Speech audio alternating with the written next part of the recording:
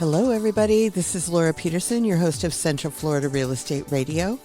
I'm from Your Home Sold, Guaranteed Realty, and to discuss the sale of your home, you can call or text 407-566-2555. That's 407-566-2555.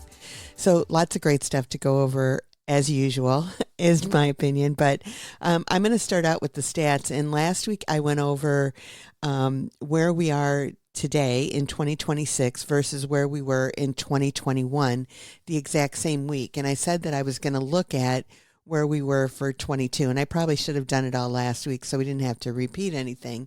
And I'm not going to repeat anything really from 2021 now, just to give you a point of reference, just one stat, and that is basically the median price of single family homes in 2021 this week was at 321,000. Okay. Now, what happened in 2021 is that basically the inventory has started to increase. The number of houses started to go down that were going every month, and the interest rates had started to go up. And so basically in 2022 is kind of where we were 5 years ago. Is that what it would be, 2022? No, we'd be 4 years ago.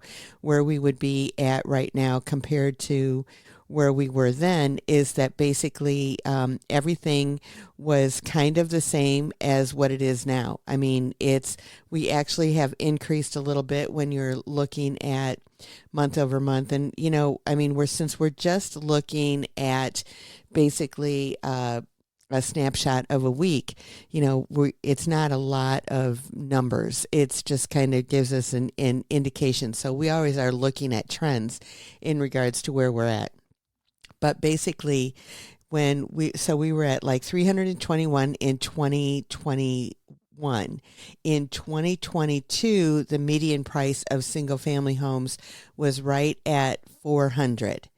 And so that's where it was at 400. And today in 2026, for this week, we're at 431. So over the last 4 years from 2022 to 2026, we basically have gone up just a little bit, but they stayed pretty consistent. I think we were probably still on the way up a little bit in March of 2022, but we had kind of settled down, and I think the interest rates were starting to go up at that point in time. So basically, since that time, our market has kind of held the same. The number of houses that have sold was quite significantly different. In 2021, we had 610 for the week. In 2022, we had 571, and in 2026 we have 474. So you can see that also has changed as well. It's not definitely that there are less houses that are available. It just basically comes down to where we are in the market and all of that kind of good stuff. So the other comparison is the inventory, and that's the other big change that happened. And in 2022, our inventory, we were looking at 1,685. So we were still at like a month's inventory at best, but the inventory was increasing. But now we are basically at 8,388. So that's where you can see a huge difference, right? From 1,685 to 8,388. Which comes down to 4.6 months of inventory versus 1 month of inventory. We were right at, actually at this one, this is saying that we were at 0.68 months of inventory. So we were still very low in inventory at that point in time, but it was starting to climb. So basically, when you're looking at all of that and you go, okay, what does that mean for me? Then that means that in Orlando, our market has been extremely stable. The number of houses that are selling has been less. And part of that is because if people had really low interest rates and they didn't have to move, they were not going to move. what happened in 2021, which is after the pandemic and everything like that, people were thinking about, okay, where do I want to live? Where, what do I want things to be different? If I'm stuck in my house and I'm working from home and I'm doing all of these things, what do I want my lifestyle to be? So it was huge lifestyle changes that were going on. And as a result of that, the market increased and it has not gone down. And so basically, when it comes down to it, that's kind of our market in a nutshell. And since that point in time, the number of houses selling has changed. The interest rate changed, obviously. And then the market just kind of, stabilized and has been sitting that way kind of ever since. So I'm going to go through our current numbers now. So that just kind of gives you an idea in regards to where we were for single family homes from 2022 to 2026. And basically where we're at today is that of those 415 houses that sold last week, 39 of them were under 250. 33 were between 250 and 300, 102 between 300 and 400. There were 80 of them between 400 and 500, 129 between 500 and a million, and 32 over a million. Now, looking at the months of inventory, when we go up to 400, we're under 4 months, but right under, like in the 3.7, 3.8, that kind of thing. 400 to 500, we go to 4.87, so almost 5 months. 5.34, 500 to a million, and then over a million, we're at 6.33. So we keep heading to that buyer's market, but again, it depends on what price point you're in if we're heading there. So a normal market is considered between 4 and 6 months. So we're just heading into a normal market really in all price points. And if there's any price point that would be considered a buyer's market, that would be over a million for this week in the single family homes. So because of that, the average days on the market is 75. And the list to ask price ratio is at 97.04. Now, on the lower end, under 250, they went at 92.84. And then over a million, they're at 95.83, which is kind of our bookends. They're always lower. And then everywhere in the middle, except for 500 to a million, is over 98. Basically, it's at 97 from 500 to a million. So kind of what happens there is that the ones on the lower end definitely usually need some work because if our median price is 430 and you're buying a house under 250, it usually needs some work or it's not in the best neighborhood or something like that. And so that's basically what happens when you're looking at that. Now, when we're looking at condos, townhomes, and villas, there were 105 of them that sold last week, and their median price was $279, which was up 11%. So that's just kind of, it varies week to week and all of that kind of thing.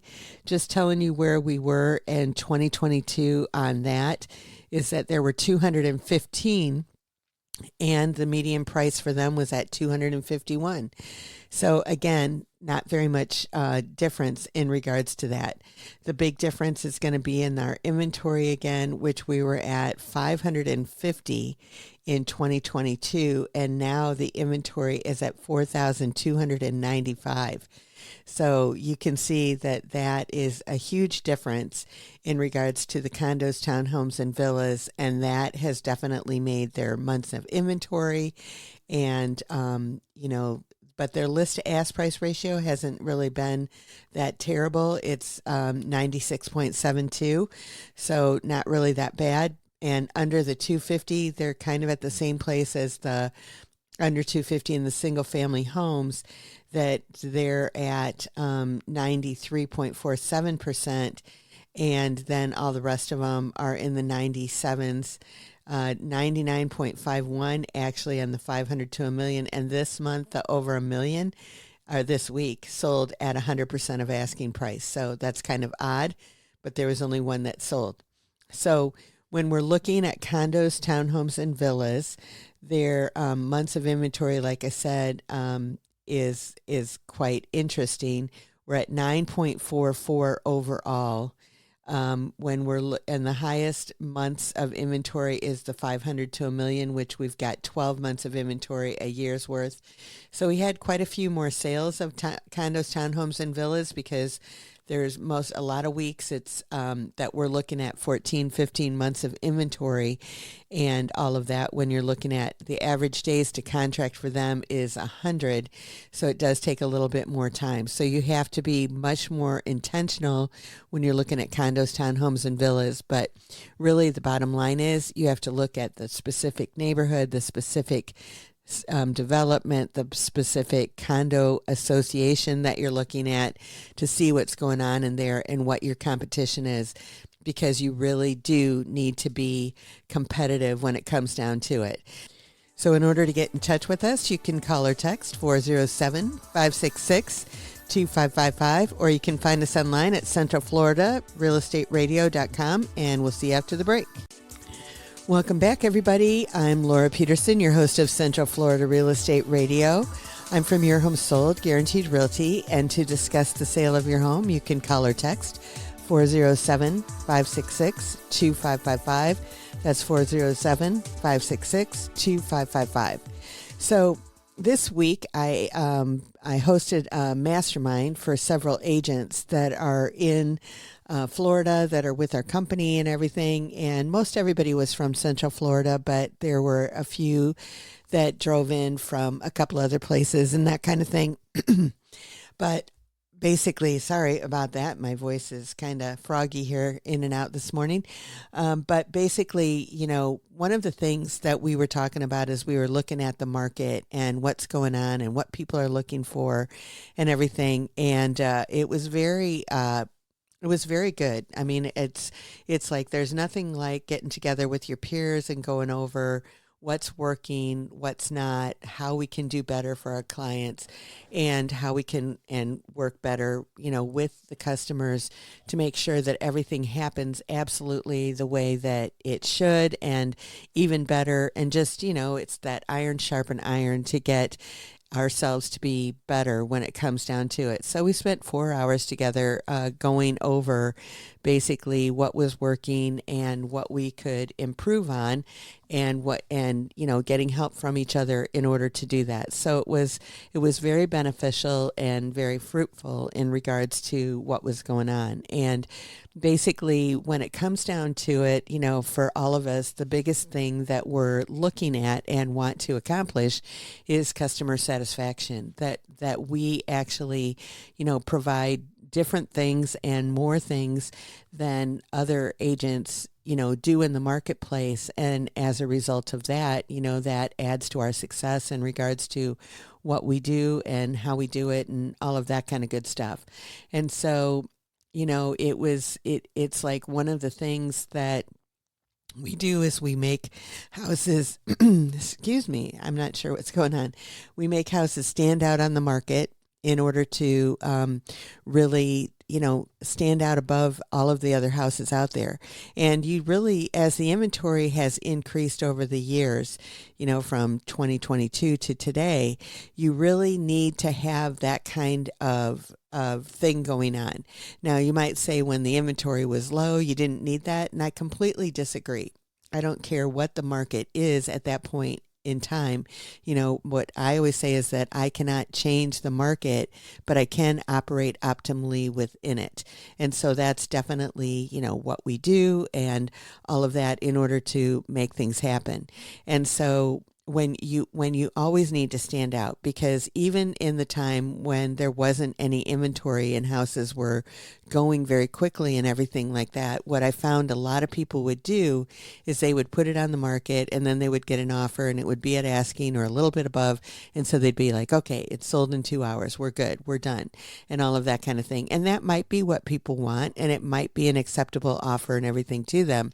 But if it's not, and they want to get top dollar for it, then you have to do a little bit more than that. What you have to do is you have to leave it on the market for a couple of weeks, and you can have everybody in at the same time. I'm not saying that you have to inconvenience yourself to do that. The best thing to do is to have what we call an open house tour, where you get multiple people in there all at the same time in a short period of time, where one person is saying, gosh, I really want this house, and then the other one are going, I really want this house. So you walk away with 10, 15 offers that couple hours that you have that open house.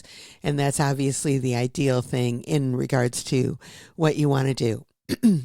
So basically, when it comes down to it, and one of the things that we were talking about, and one of the things that I see out there as I'm driving around, especially on the weekends, is that there are a lot of open house signs, going on today in the market.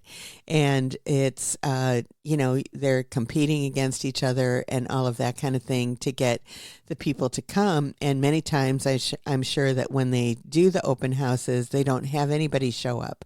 And the reason for that is because of the inventory. And again, that you've really got to stand out. And so when it comes down to it, you have to look at, like, how can I do that? And so at our mastermind, that's a lot of the things. And one of our topics that we covered is, like, how can we make our seller's house stand out so that they actually are the ones that get the offers on their property. And we talked about it, that, you cannot get in the door. If you cannot get anybody in the door, you're not going to sell that house. The house is not going to be sold in the pictures. But what the pictures are going to do is that they are going to get someone into the house. And one lady was talking about is, she said that when she is, going after people that have had their house on the market before and see, getting the opportunity to meet with them and all of that kind of stuff, is she said that the very easy ones for her to get are the ones that had terrible pictures, because she said that they didn't get the activity and that kind of thing that they needed. So it's very easy for her to get them, do the good photography, and then, get the property sold very easily. And so that's somebody that she targets, which is smart in doing that. But it's like something that you have to realize, that today in our online world, that the pictures make a huge difference, and the amount of pictures and how the pictures are done and everything is important too. It's like when you look at a lot of listings and everything that are out there, they have 60, 70, 80 pictures and everything. Well, guess what? If you've got that many pictures, and if somebody's going to go through that many pictures, they have already made a decision, usually in the first 5, if they want to even look further. And if they go through all of them, they're going to find something probably in those pictures that's going to eliminate the house. Oh, that little bathroom, I don't really like that. And it's not that they don't like it, because they haven't seen it. How can you judge it when you haven't seen it? They actually have to go into the house, to see it, but they judge it based on what the pictures that they see online. And there are so many people that I've worked with over my career that basically, they've looked at a house online and they've discarded it. And then what happens is, I'm like, okay, well, I really feel strongly that we need to go look at this house, because I know it matches all the boxes and all of that kind of thing in regards to what you want. And I think you need to give it a shot. Well, guess what? We go to that house and they pick it, and they're kind of in a vacuum because nobody else is looking at that house because of the pictures, and they've discarded it as well. So there is an art in doing the pictures when it comes to that. And that's one of the things that we discussed at our mastermind this week, that came down to really, what are the best pictures to put on there to get people into the property? That's our job, is to get people into it. So it comes down to being very intentional in regards to what it is. And one of the agents, and she just said, hey, she said, what I do is that I tell the people before, which I do the same thing, these are the things that you need to do in order to make your house stand out. And so it's like, I know that you really like that dish drainer that's out on top of the counter, but it really needs to go. Or you've got a whole cluster of family photos that takes up a whole wall, that might need to go. And I remember there's one house that I looked at that it wasn't my listing. I was showing it with a buyer, but it basically had, like an elephant theme, and it actually looked like a circus tent inside. Like they had the ceiling that had fabric on it that was all multicolored and everything. I mean, it was beautiful, but it looked like you were actually inside a circus and felt like you were inside a circus tent. And that is exactly what my buyer said. And they had no desire to buy that house because it looked like there was too much that you were going to have to do, and you couldn't see the ceiling and what was underneath that tent, that tent type thing and all of that kind of stuff. So basically, when it comes down to it, and you've got those things that need to be done that are going to make your house stand out, that's what they do. So she said, before the photographer gets there, I'm there early. We're going through everything. We're checking in on what's happening, and then we're making a decision from there. And it's absolutely what you need to do without a doubt. So in order to get in touch with us, you can call or text 407-566-2555. You can find us online at centralfloridarealestateradio.com, and I will see you after the break. Welcome back, everybody. I'm Laura Petersen, your host of Central Florida Real Estate Radio. I'm from Your Home Sold, Guaranteed Realty, and to discuss the sale of your home, you can call or text 407-566-2555. That's 407-566-2555. So I wanted to talk to you about the Senate has actually passed a housing bill, and it's on its way to the House before it reaches the president. So we'll see where it goes and everything like that. But basically, some of the things that are going on is making housing more attainable.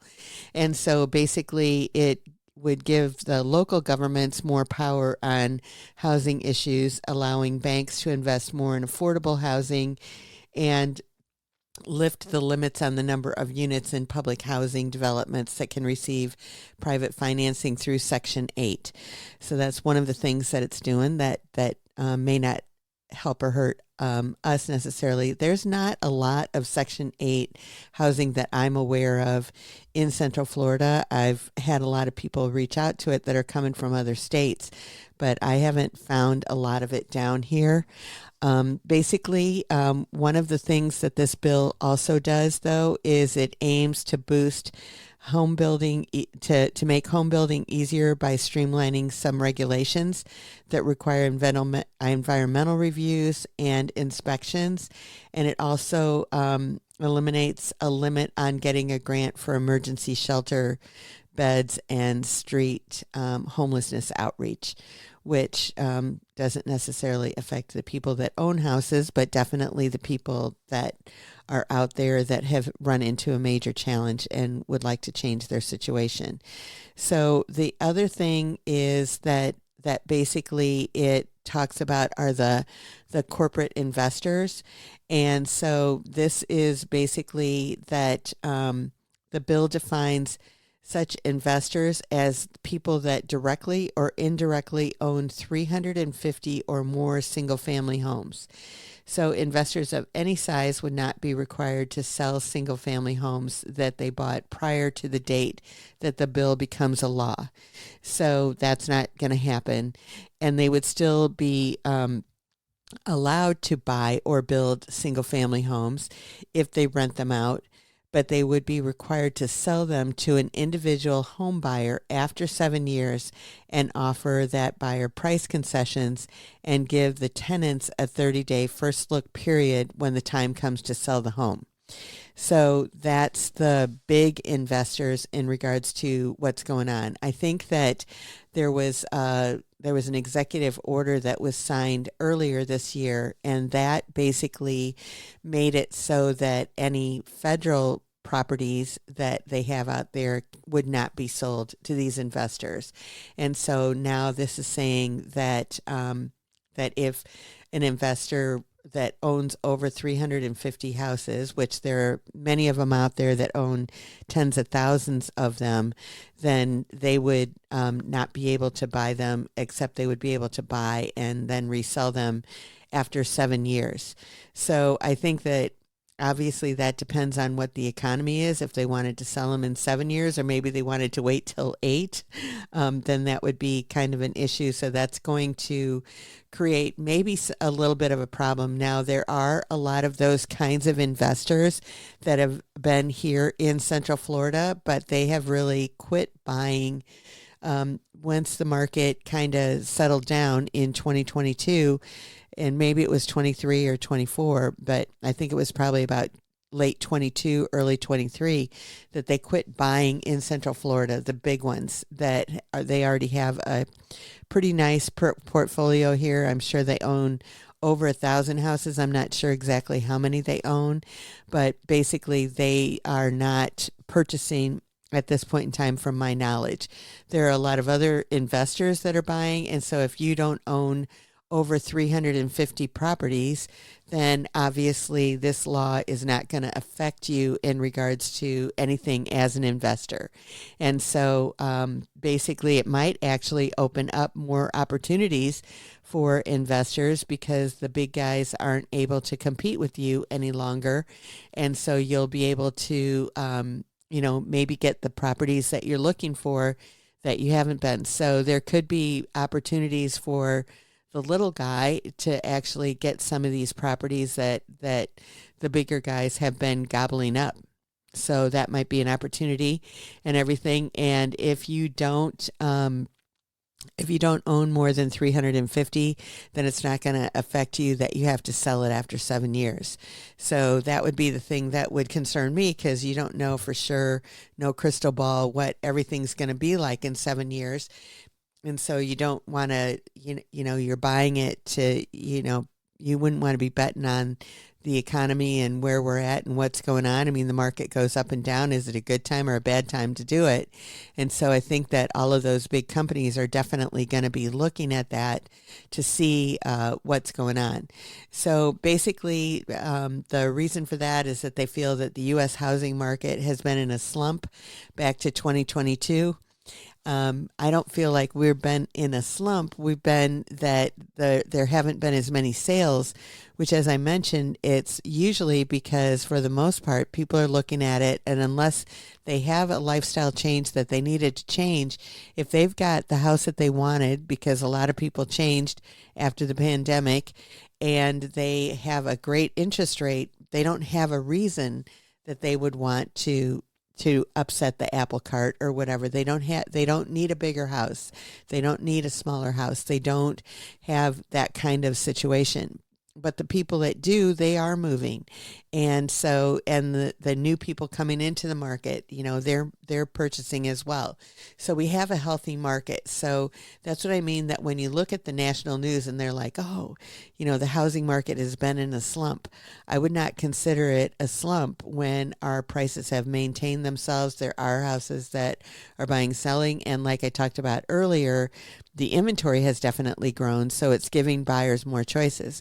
When we were sitting at a half a month of inventory like we were in 2021, it was a very unhealthy market for buyers. And the bottom line is that it comes out and it talks about that there were articles that said that 80% of the people that bought houses in 2021 regretted their decision, because they moved too quickly and they really didn't look at the houses. They were just like sight unseen, no inspection, no concessions, no nothing. And so basically it was a very difficult time for buyers at that point in time to find a house. And so as a result of that, that's what they're saying right here, is that it was tough. So our market needed to change so that there were more opportunities, and it wasn't that way everywhere in the country.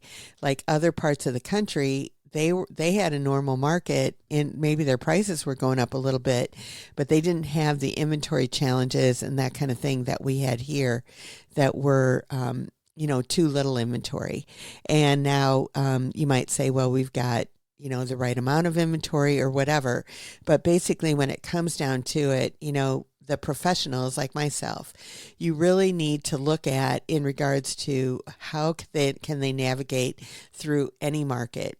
Like I said, when it came down to it early on in 21, if people thought anybody could put a house on the market and they could sell it, but did they sell it in the best way that worked for you and your family and everything like that, or did they just sell it? So we really need to look at the whole big picture, what's going to work, what's going to be there for you, and where you want to go in the future. So in order to get in touch with us, you can call or text 407-566-2555. You can find us online at centralfloridarealestateradio.com, and we'll see you after the break. Welcome back, everybody. This is Laura Petersen, your host of Central Florida Real Estate Radio. I'm from Your Home Sold, Guaranteed Realty. And to discuss the sale of your home, you can call or text 407-566-2555. That's 407-566-2555.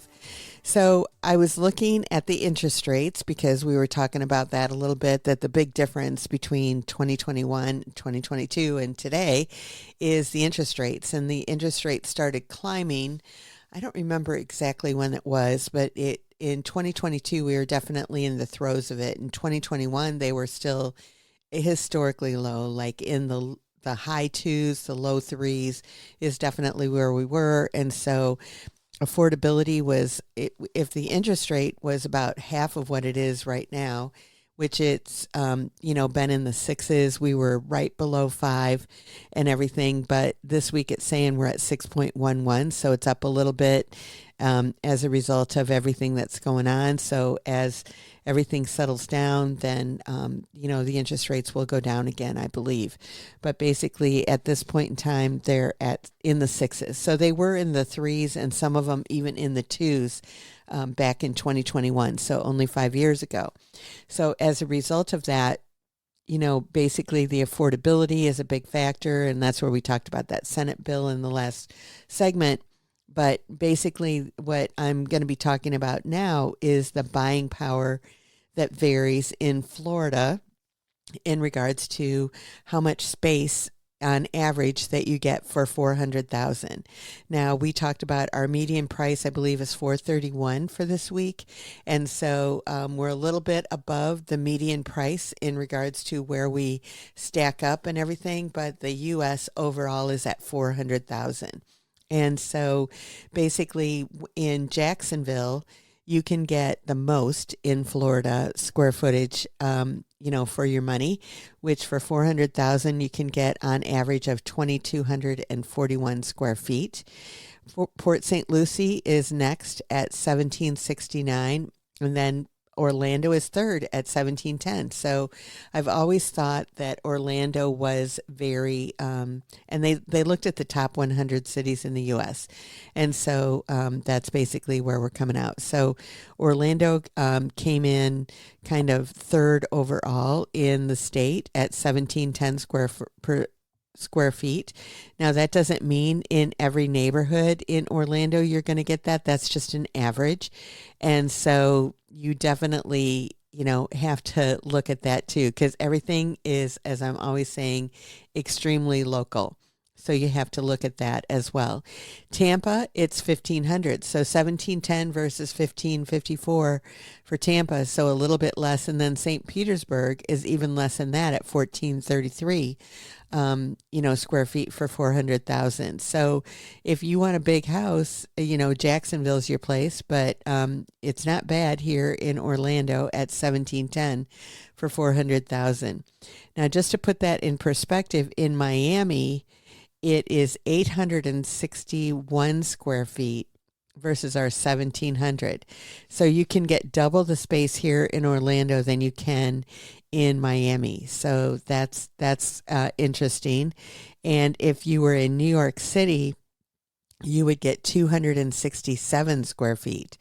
So that's, kind of extremely small. And the only place that I know that you can make that effective is that actually they have those little rooms in IKEA that you can go into, and it shows you how everything fits into a small space, which would be great for, if you wanted to build an additional dwelling unit, an ADU, they call them, for, like maybe your adult kids, or you wanted to do it for your parents or something like that.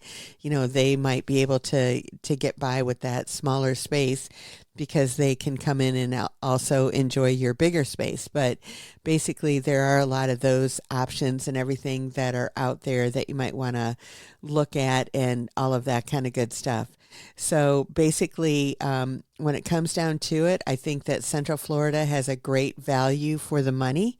And so you just have to look at it and see kind of what the scoop is. So on average, again, in Orlando, 1710 square feet is what it comes down to.